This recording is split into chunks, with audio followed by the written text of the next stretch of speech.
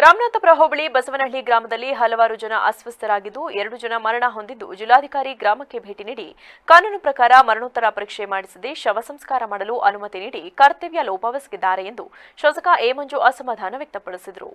ಬಸವನಹಳ್ಳಿ ಗ್ರಾಮಕ್ಕೆ ಭೇಟಿ ನೀಡಿ ಒಂದು ಮೃತದೇಹವನ್ನ ಮರಣೋತ್ತರ ಪರೀಕ್ಷೆ ಮಾಡುವಂತೆ ಮನವೊಲಿಸಿ ಕೇರಳಾಪುರ ಸರ್ಕಾರಿ ಆಸ್ಪತ್ರೆಯಲ್ಲಿ ಮರಣೋತ್ತರ ಪರೀಕ್ಷೆ ನಡೆಸಿ ತುರ್ತಾಗಿ ವರದಿ ನೀಡುವಂತೆ ವೈದ್ಯರಿಗೆ ಸೂಚಿಸಿದರು.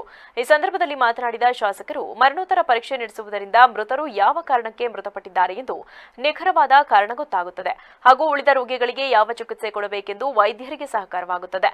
ಈ ಕೆಲಸವನ್ನ ಜಿಲ್ಲಾಧಿಕಾರಿಗಳು ಮಾಡದೆ ಶವ ಸಂಸ್ಕಾರಕ್ಕೆ ಅನುಮತಿ ನೀಡಿರುವುದು ತಪ್ಪು ಎಂದರು. ಕಾನೂನು ಏನು ಹೇಳುತ್ತೆ?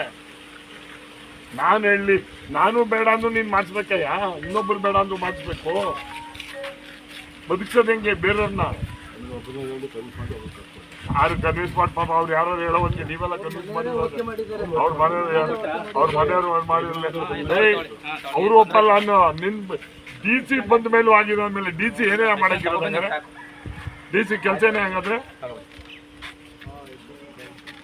ಪೋಸ್ಟ್ ಮಾರ್ಟಮ್ ಮಾಡ್ದಂಗೆ ನೀವು ಇದು ಮಾಡ್ತೀನಿ ಅಂತ ಅದು ಅರ್ಥ ಎಂತದ್ದು? ನೀರಿಂದ ಆಗಿದೆಯೋ, ಮೀನಿಂದ ಆಗಿದೆಯೋ, ಇನ್ನೊಂದಾಗಿದೆ.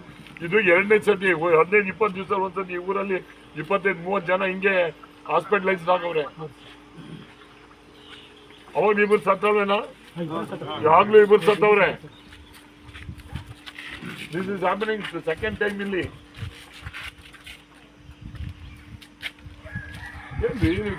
ಬೇಜವಾಬ್ದಾರಿ.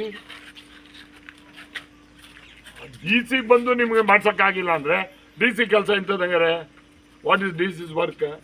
DC ನೀನು ಮಾಡಬೇಡ ಬಿಡು ಅಂತ ಹೇಳ್ಬಿಟ್ಟು ಹೋದ್ರ? DC ಏನು ಹೇಳೋದ್ರಪ್ಪ?